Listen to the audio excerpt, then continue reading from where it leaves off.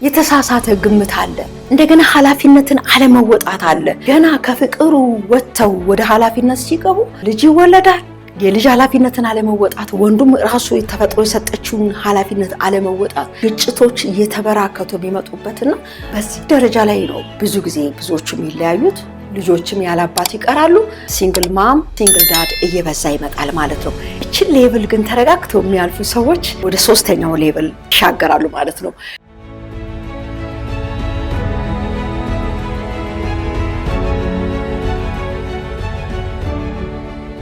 ጤና ይስጥልኝ ፕሮግራማችንን ተከታታዮች እንደምን ሰነበታችሁ? ይህ የጥበብ ጎጆ የተሰኘው ፕሮግራም ነው። በዚህ ፕሮግራም እንደተለመደው ቤተሰባዊ ነክ ጉዳዮችን፣ ማህበራዊ ነክ ጉዳዮችን፣ አገርን ማህበረሰብን ይጠቅማል የምንላቸውን ሀሳቦች ይዘን የምንመጣበት ነው። አብራችሁን ቆዩ። ይህንን ቤት ደግሞ ሰብስክራይብ፣ ላይክ እና ሼር እያደረጋችሁ ለሌሎች እንድታዳርሱ እንጠይቃችኋለን። ዛሬ ደግሞ ይዤላችሁ የቀረብኩት ፕሮግራም በትዳር ውስጥ ወይም በጋብቻ ውስጥ ያሉ 6 ደረጃዎች ነው የምናየው። እንግዲህ ትዳር እነዚህን 6 ደረጃዎች ሲያሟላ ወደ ፍጻሜ እስከ መጨረሻው መሄዱን ነው የሚገልጸው። እና እስቲ እናንተ በየትኛው ደረጃ ላይ ትገኙ ይሆን? ከወዲሁ ደግሞ ይሄንን ማወቅ ወደፊት ለመስራት ለመቀጠል ትምህርት ማግኘት ይሆናል። በትዳር ውስጥ የሚገርማችሁ አንደኛውና የመጀመሪያው የፍቅር የመጀመሪያው ሮማንቲክ የሆነው ደረጃ ነው። በዚህ ደረጃ ሁል ጊዜ ፍቅር፣ መሳሳም፣ አንዱ ሌላውን አፕሪሺየት ማድረግ፣ በቃ ቀኑ ሌሊቱ የማይመሽበት ደረጃ ነው። ማንም የማንንም ኔጌቲቭ ነገር ማየት አይችልም በዚህ ደረጃ ላይ ከፍቅር በቀር። እሱ ስለሷ ትልቅ ነገር ከመናገር፣ እሷም ስለሱ ትልቅ ነገር ከመናገር፣ አንዱ ሌላውን በሌላ ስፍራ እንኳን ከፍ እያደረጉ ከመናገር በቀር በፍጹም በዚያ ደረጃ ላይ ክፉ ነገር አይሰማም። ይሄ እንግዲህ የመጀመሪያው ደረጃ ነው። ይሄን ደረጃ ሁሉ ሰው ያልፈዋል። ለምን? መጀመሪያ ያለው የፍቅር ህይወት በጣም ነው ደስ የሚለው። ሁሌ እንደዛ የሚቀጥል ይመስላል። ስለዚህ ሁሉም ባለ ትዳር ይሄንን ደረጃ ያልፈዋል። ሁለተኛው ደረጃ አለመግባባት ወይም ደግሞ ፓወር ስትራግል የምንለው ደረጃ ነው።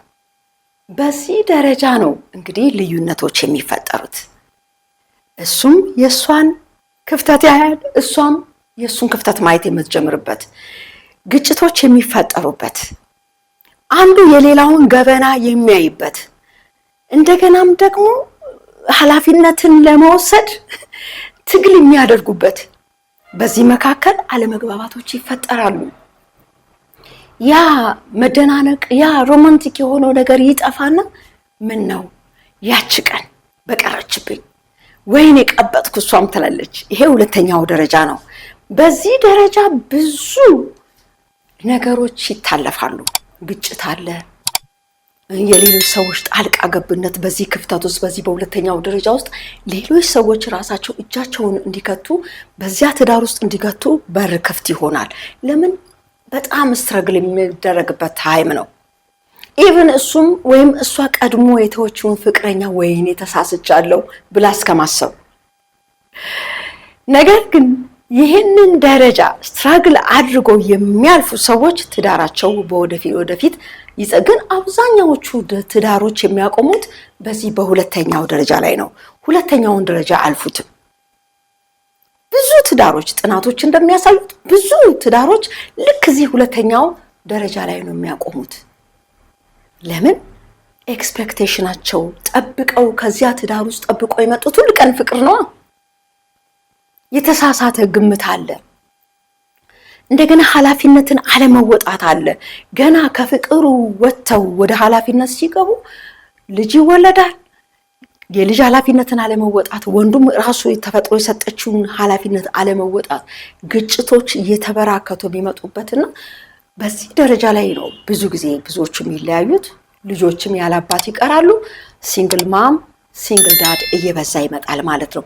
እቺን ሌቭል ግን ተረጋግተው የሚያልፉ ሰዎች ወደ ሶስተኛው ሌቭል ይሻገራሉ ማለት ነው። ወደ ሶስተኛው ሌቭል ደግሞ ስንመጣ ሶስተኛው አጀስትመንት ሌቭል ወይም ደግሞ ይሄ የመረጋጋት ነገሮችን ሰትል የማድረግ ሌቭል ነው። ከዚያ ካለው ውጥንቅጥ ነገር ተወጥቶ ወደ ሶስተኛው ሌቭል ሲገባ ሁሉም ሰው የሚረጋጋበት አንዱ ሌላውን አክሰፕት የሚያደርግበት በቃ ነገሮቹ እንዳሉ ሆኖ ከነድካሙ ያንን ሰው መሸከም እሷም መሸከም እሱም መሸካከም በሁለቱ መካከል በሰፊው ትዕግስት የሚያድግበት ሌቭል ነው ይሄ ደረጃ ማለት ነው። በዚህ ደረጃ እንግዲህ እርስ በርስ አንዱ ሌላውን የመረዳዳት የመተማመን ክፍተቶችን የመሙላት የመነጋገር ክፍተቶችን ለማጥበብ ትግል ማድረግ እና ካልም የሆኑ መምጣት የሚታይበት ደረጃ ነው። እንግዲህ በዚህ በሶስተኛው ደረጃ ባለው ግንኙነት ምን ይሆናል? ግጭቶች እየቀነሱ አንድነት እየጨመረ አብሮ መተባበር እየመጣ ይሄዳል ማለት ነው። እንደ በፊቱ ግጭቶች ማደግ ሳይሆን ዲክላይን እያደረጉ ነው የሚሄዱት፣ ይቀንሳሉ በሶስተኛው ሌቭል።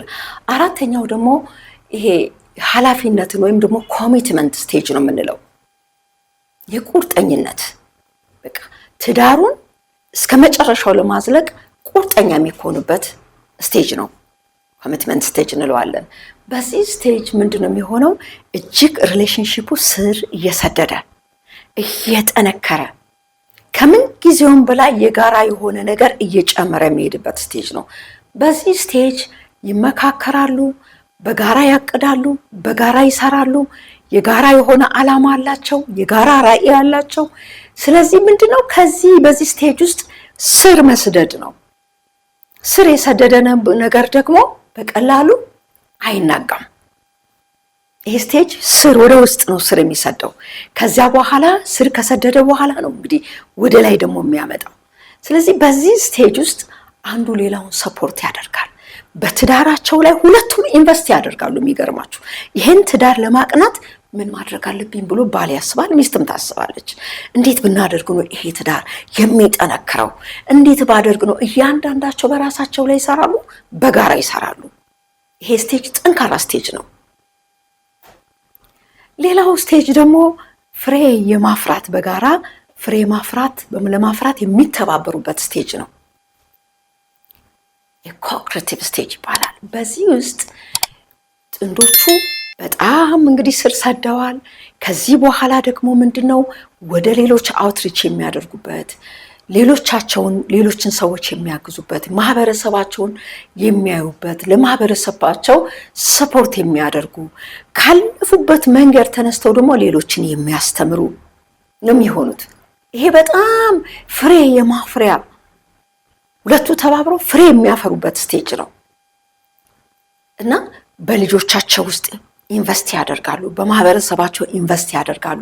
ማህበራዊ ህይወታቸው የተቃና እየሆነ የሚመጣበት ስቴጅ ነው። ሁለቱም የሚሰሩት ለዚህ ትዳር ነው። በጣም ደስ የሚል ስቴጅ ነው ይሄ ስቴጅ። በጣም በኢኮኖሚካሊ ኢንቨስት ያደርጋሉ፣ ሳይኮሎጂካሊ በበለጠ ኢንቨስት ያደርጋሉ፣ ሶሻሊ ኢንቨስት ያደርጋሉ። ብዙ ሰዎች ከነሱ ዘንድ መጥተው የማያገኙት ነገር አይኖርም ማለት ነው። ለሌሎች የሚተርፉ ናቸው በዚህ ስቴጅ ውስጥ።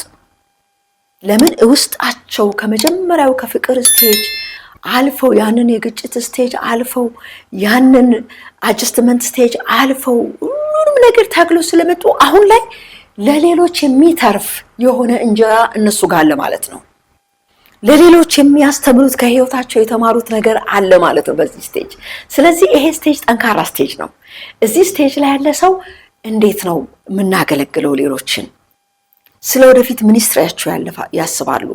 እንዴት ነው ሌሎች ጋር ምንረዳቸው እያሉ የሚያስቡበት ትልቁ ስቴጅ ነውና የመጨረሻው የምንለው ደግሞ ሌጋሲ ስቴጅ ነው። በዚህ ስቴጅ ውስጥ በጣም እንግዲህ ማቹሪቲ ያለበት ስቴጅ ነው።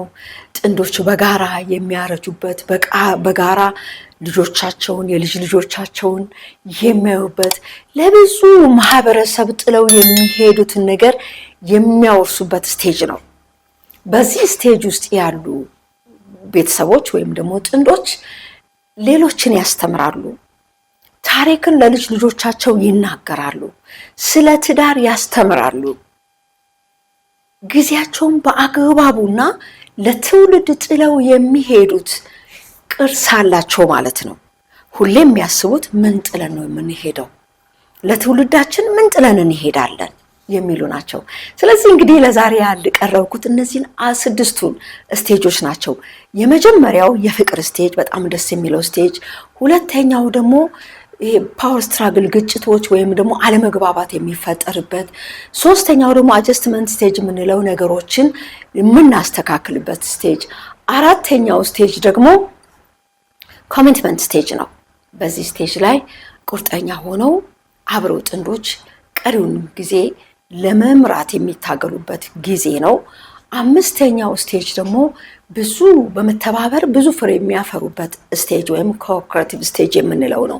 የመጨረሻው ሌጋሲ ስቴጅ ወይም ደግሞ ለሌሎች ትውልድ ጥሪትን ጥለው የሚያልፉበት ስቴጅ ነው። እንግዲህ እነዚህን 6 ስቴጆች ታልፉ ይሆን? እናንተ በየትኛው ስቴጅ ላይ ነው የምትገኙት?